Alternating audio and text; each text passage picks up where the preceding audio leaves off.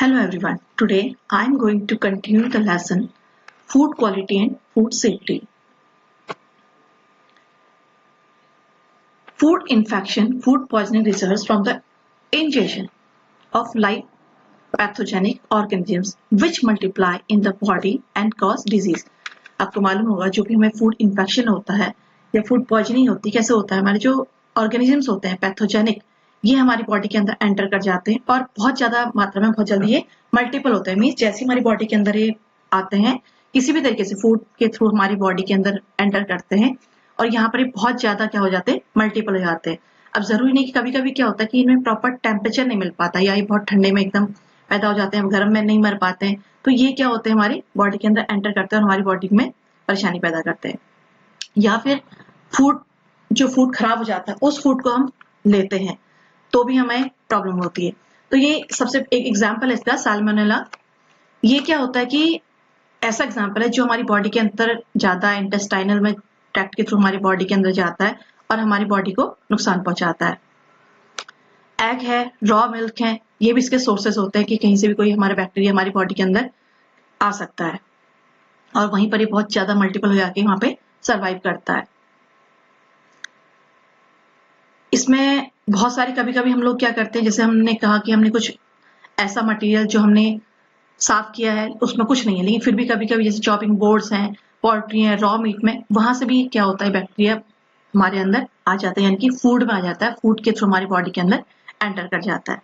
Next आता है हमारा फूड इंटॉक्सिकेंट। फूड इंटॉक्सिकेंट्स क्या होते हैं, जैसे कभी कभी हमें लगता है कि जो फूड प्रोडक्ट्स है हमारे उसमें हमारे माइक्रो ऑर्गेनिज्म खत्म हो गए, उसके बाद भी कभी कभी इसमें ऐसा रह जाता है कि जैसे कुछ जो हार्मफुल बैक्टीरिया हैं क्या करते हैं, हार्मफुल टॉक्सिन्स को प्रोड्यूस करते हैं और वो टॉक्सिन क्या होता है हमारा प्रेजेंट होता है फूड में, जबकि पैथोजन उसमें मर चुका होता है। पैथोजन मींस अगर बैक्टीरिया है या कोई ऐसी चीज है या कोई ऐसा पैथोजन जो कि बैक्टीरिया प्रोवाइड कर रहा है कि फूड में डाल रहा है, तो पैथोजन तो मर जाता है लेकिन उसके द्वारा जो प्रोड्यूस किया हुआ टॉक्सिन है वो फूड में रह जाता है और वो फूड क्या होता है, हमें नुकसान पहुंचाता है। जैसे toxin in food can not be detected by smell.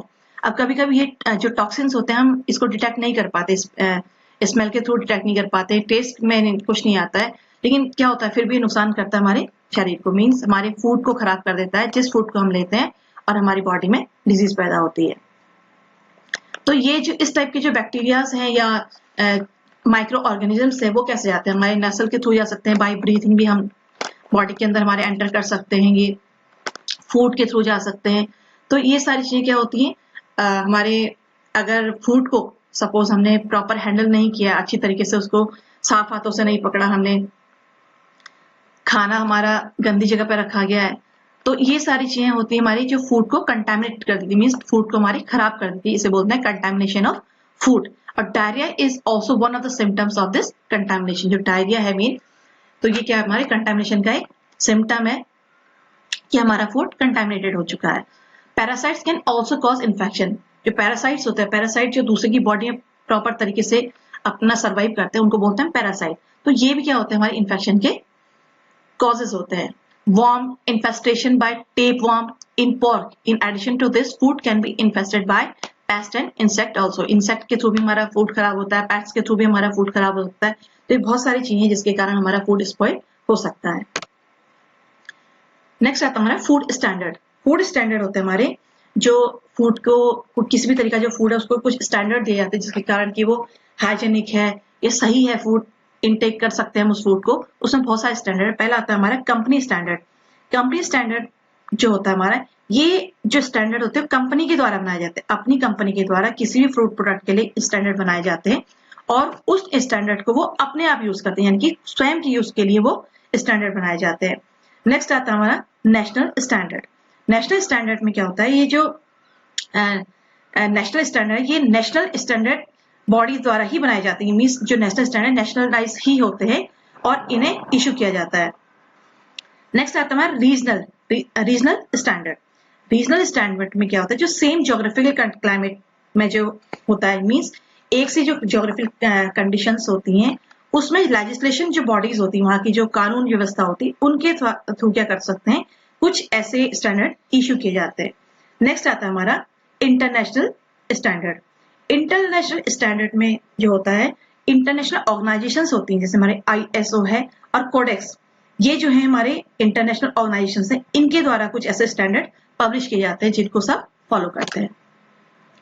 Next आता है हमारा international organisations and agreements in the area of food standard, quality, research and trade.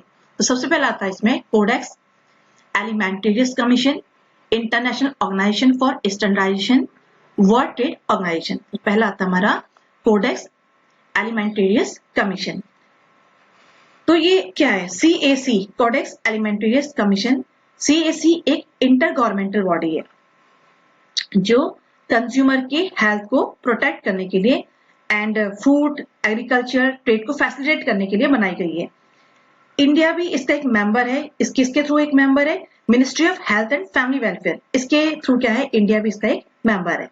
CAC food standard का, यानी कि जो CAC है वो फूड स्टैंडर्ड को डेवलप करने के लिए एक इंपॉर्टेंट और एक सिंगल इंटरनेशनल रेफरेंस पॉइंट हम जिसे कह सकते हैं, इसे हम बोलते हैं, जिसका मतलब होता है फूड कोड। और ये जो फूड कोड है ये क्या होते हैं? फूड स्टैंडर्ड का कलेक्शन, मींस जो बहुत सारे फूड स्टैंडर्ड होते हैं उनका एक कलेक्शन है जिसे इंटरनेशनली अडॉप्ट किया जाता है। ये जो फूड हमारे कोड है जिसमें फूड स्टैंडर्ड है, इसमें कोडेक्स में क्या होता है, इसको सारे लोग क्या करते हैं? इंटरनेशनली इसको अडॉप्ट किया है, इसीलिए क्या है? इंटरनेशनल ऑर्गेनाइजेशन है। और इसमें कभी भी अगर डिफरेंट कंट्रीज को, बहुत सारी कंट्रीज को अगर इसका यूज करना होता है तो वहां पर भी इसको यूज करते हैं। जब डिफरेंट कंट्रीज कब यूज करती है इसको? कोडेक्स स्टैंडर्ड को यूज कर अपनी नेशनल स्टैंडर्ड को, यानी कि जो अपने नेशनल स्टैंडर्ड है उनके डेवलपमेंट के लिए, अगर उन्हें लगता है कि नेशनल स्टैंडर्ड उनके उस तरीके के नहीं है तो उसको डेवलप करने के लिए भी कोडेक्स एलिमेंटेरियस कमीशन का यूज किया जाता है। मींस कोडेक्स स्टैंडर्ड का क्या करते हैं? उनको यूज करते हैं अपने स्टैंडर्ड के लिए। नेक्स्ट आता है हमारा international organisation for standardisation, means ISO। ISO क्या है? यह एक नॉन गवर्नमेंटल फेडरेशन है। कैसी फेडरेशन है ये? नॉन गवर्नमेंटल फेडरेशन है। ISO का मिशन क्या है? ISO का मिशन है जो गुड्स होते हैं, यानी कि जो भी सामान होता है उसका जो इंटरनेशनल एक्सचेंज होता है उसको इजी बना देना। जो इंटरनेट एक्सचेंज होता है हमारे किसी भी गुड्स का, उसको इजी कर देना।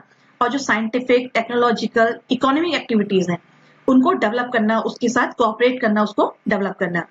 ISO के द्वारा जो भी किया गया जो काम होता है, ISO जो भी वर्क करता है उसको क्या होता है? उसका इंटरनेशनल एग्रीमेंट के थ्रू इंटरनेशनल स्टैंडर्ड के रूप में उसको पब्लिश किया जाता है। मींस जो ISO वर्क करता है उसके द्वारा जो किया गया काम है, इंटरनेशनल एग्रीमेंट के थ्रू उसे इंटरनेशनल स्टैंडर्ड के रूप में उसको पब्लिश किया जाता है।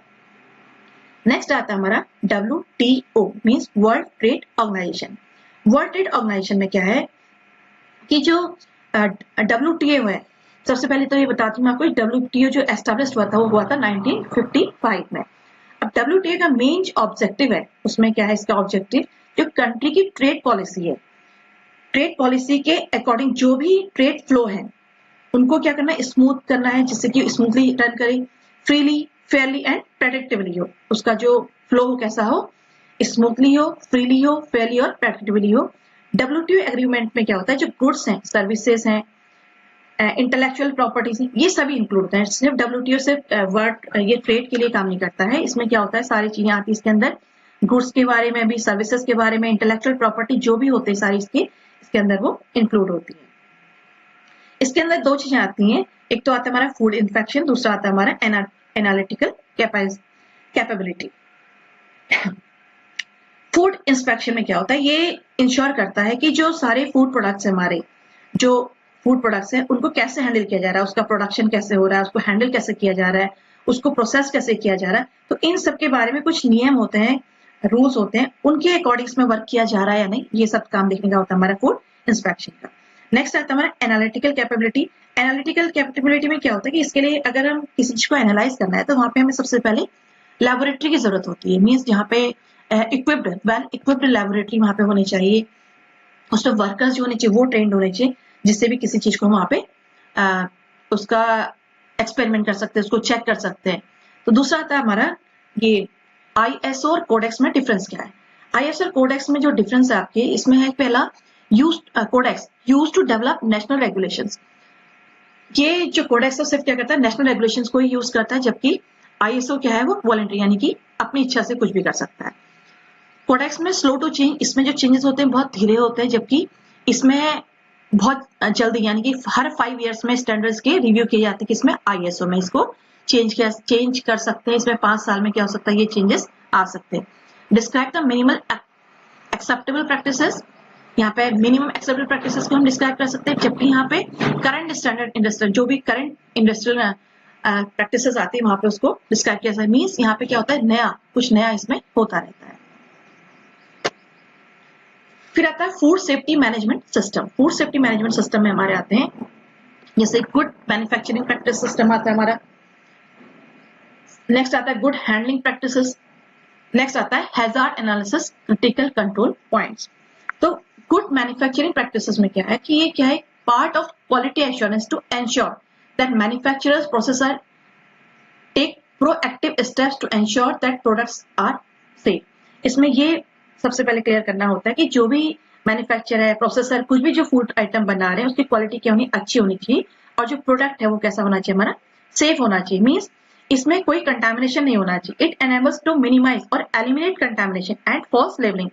दूसरा, एक तो कंटामिनेशन नहीं होना चाहिए कोई भी, और इसमें कोई ऐसी फॉल्स लेबलिंग नहीं होनी चाहिए जिसके कारण कंज्यूमर को नुकसान पहुंचे।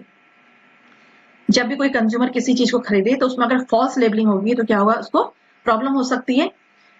इसलिए इसमें फॉल्स लेबलिंग को नहीं होना चाहिए, मीन्स उसको एलिमिनेट करना है पूरी तरीके से। नेक्स्ट आता है हमारा good handling practices.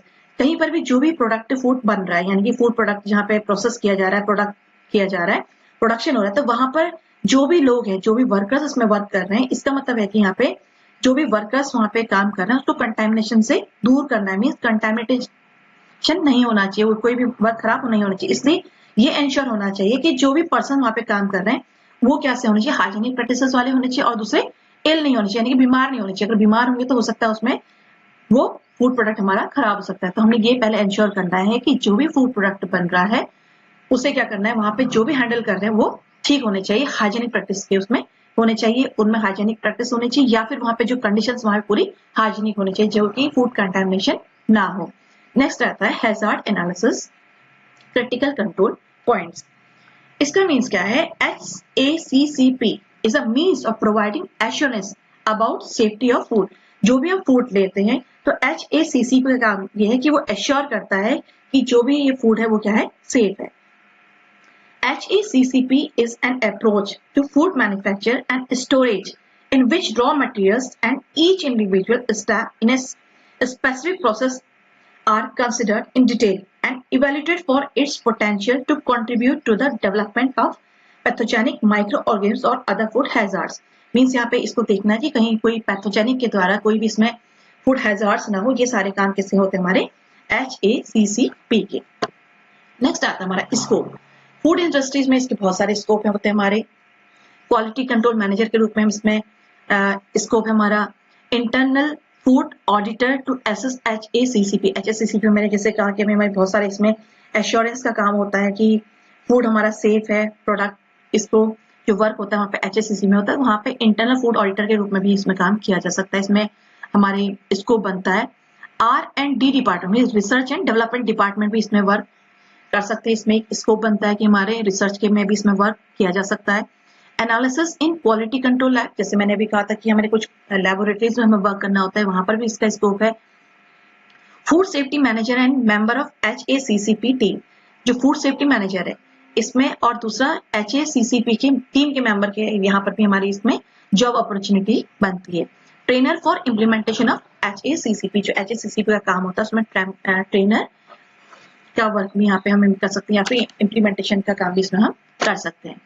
Career avenues, जो करियर है हमारा इसमें कहाँ पे हम करियर बना सकते हैं, इसमें इसके अकॉर्डिंग जो भी हमने पढ़ा फूड क्वालिटी एंड सेफ्टी के बारे में, इसके अकॉर्डिंग हम बहुत जगह हमारा करियर बन सकता है। जैसे हम quality control laboratories in food industry as analyst और एट मैनेजरियल लेवल, जो हमारा फूड क्वालिटीज हैं, क्वालिटी कंट्रोल लैबोरेटरीज होती है जहाँ पे हमको चेक करना होता है सारा, तो वहाँ पे एक एनालिस्ट के तौर पे भी वहाँ पे हम काम कर सकते हैं, या फिर हम एक मैनेजर लेवल पर भी वहाँ पे वर्क कर सकते हैं। Food testing laboratories in public and private sector. जो फूड टेस्टिंग लेबोरेटरीज होती हैं पब्लिक सेक्टर में भी होती हैं, प्राइवेट सेक्टर्स में होती हैं, गवर्नमेंट में भी होती हैं। तो यहाँ पे क्या होता है कि इसमें बहुत अलग अलग पोजीशन में यहाँ पे काम किया जाता है। जैसे फूड इंस्पेक्टर्स हैं, फूड टेस्टिंग इंस्पेक्टर्स हैं, इसके में भी हम इसमें काम कर सकते हैं। Specialist in HACCP, HACCP specialist के रूप में हम वर्क कर सकते हैं। फूड ऑडिटर्स, फूड ऑडिटर जो ऑडिट करते हैं, फूड को चेक करने का काम कर सकते हैं। Quality certification such as ISO के अंदर हम क्वालिटी सर्टिफिकेशन का काम कर सकते हैं। टीचिंग एंड एकेडमिक्स इसमें वर्क किया जा सकता है, रिसर्च में वर्क किया जा सकता है। साइंटिफिक राइटर्स के रूप में आप काम कर सकते हैं। In voluntary organisation in various capacity, यहाँ पे बहुत सारे आप ऑर्गेनाइजेशन हैं जहाँ पे अपनी कैपेसिटी दिखा सकते हैं, आप अपनी बहुत अलग वॉलंटरी वर्क वहाँ पे हम कर सकते हैं। That's all for the day, and now this lesson is complete. Thank you.